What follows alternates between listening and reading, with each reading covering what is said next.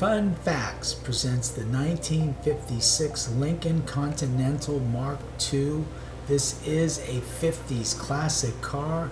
This is the second generation that was produced from 1956 through 1957. If you're excited, I'm excited, and let's get started now. The Continental Mark II is an ultra-luxury coupe that was sold by the Continental division of Ford for the 56 and 1957 model years.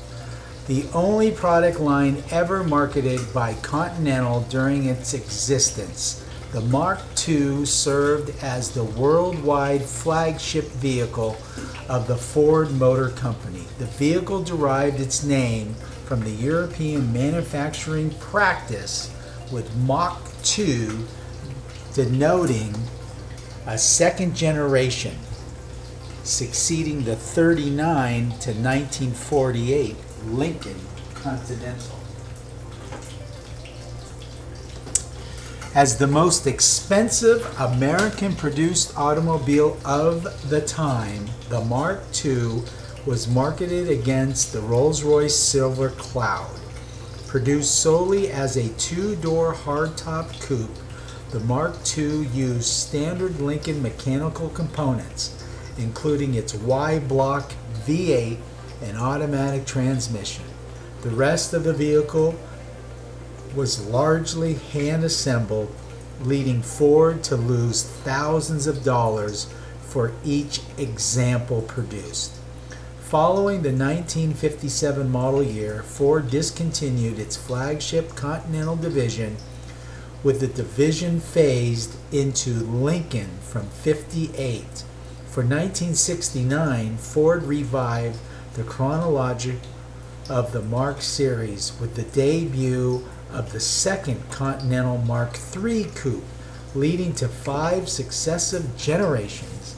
The model line currently ends with the 1998 Mark VIII coupe.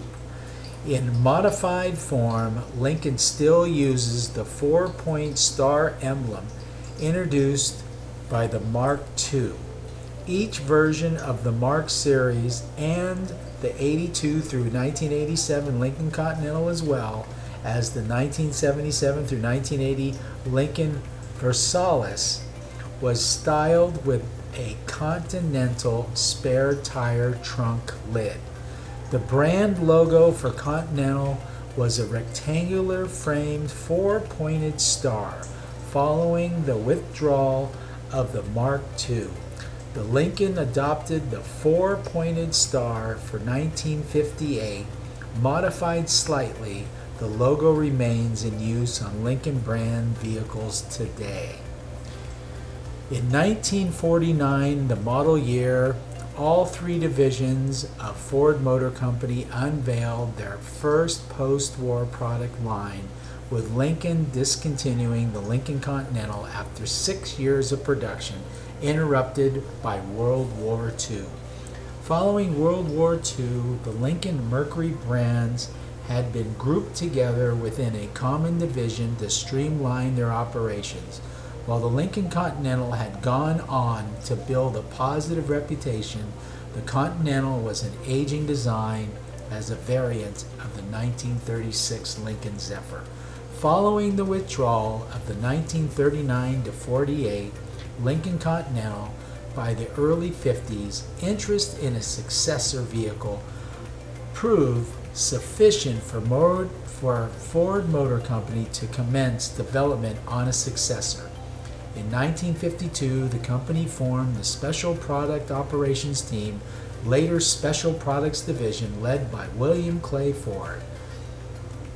The team consisted of John Reinhardt, Gordon Burig, and Harley Kopp.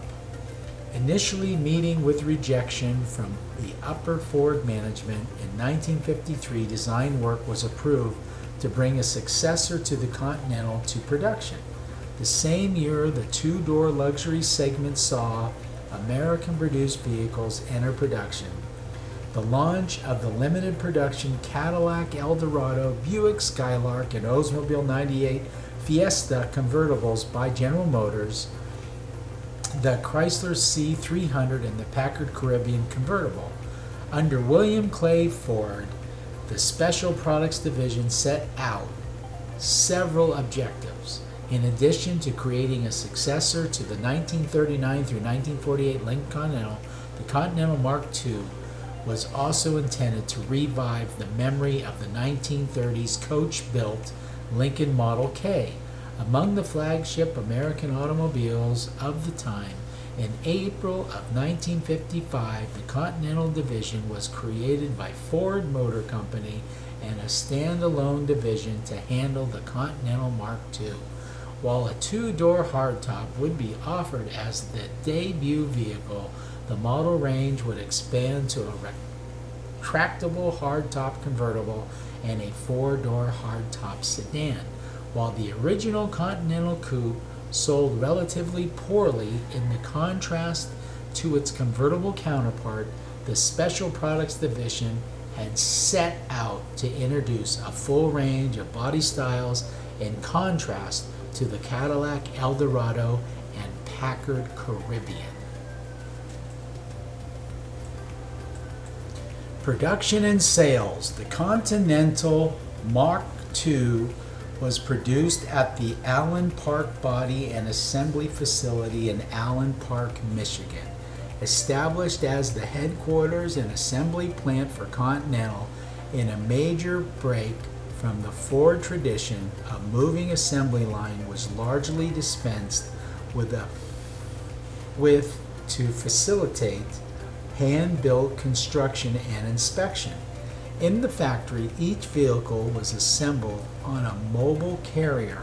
As each segment of assembly and inspection was completed, vehicles were moved by hand to the factory with different assembly stations.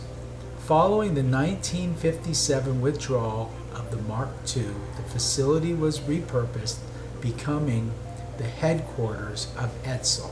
Today, the facility is used as the Ford Vehicle Operations General Office and New Model Programs Development Center, used to develop new vehicles and their manufacturing. In total, 3,005 Continental Mark IIs were produced.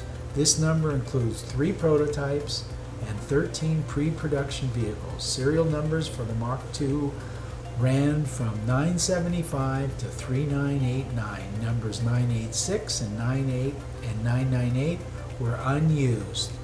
The first regular production car was number 1001. The 3 prototype cars were numbered 500, 501, and 502F. The first 2 were scrapped in June '56, and the third car survives to this day. While a convertible never reached production, there are 2 1956 Mark IIs that were converted to convertibles on an official basis. One was converted by Hess and Essenhart, numbers 1126, with another was converted by Durham Body Company, number 3190. The latter car was given to the wife of William Clay Ford as a personal vehicle. Initially painted white, it was later painted sky blue. Many Mark IIs were produced new by wealthy and prominent figures. These included Barry Goldwater. Many Mark IIs were purchased new by wealthy, prominent figures. These included Barry Goldwater, Dwight Eisenhower, Frank Sinatra, and Liz Taylor.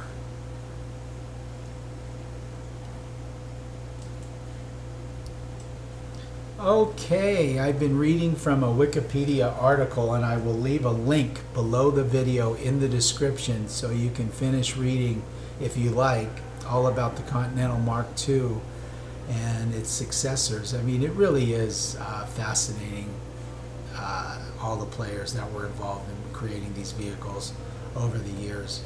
So if you found yourself this far into the video, we'd like to thank you for taking the time out of your day to watch the video. If you like the video, please give us a thumbs up, because it really does help our channel. And if you like our channel, please subscribe, because we'll be doing all of the cars from the 50s and 60s, the concept cars of the 50s and 60s, the muscle cars. We'll be moving on to the hybrid cars and sports cars and supercars. We'll be doing autoramas and car shows, so there'll be a little bit of everything for everybody. We hope to see you when we upload our next video, and always, always, always take good care.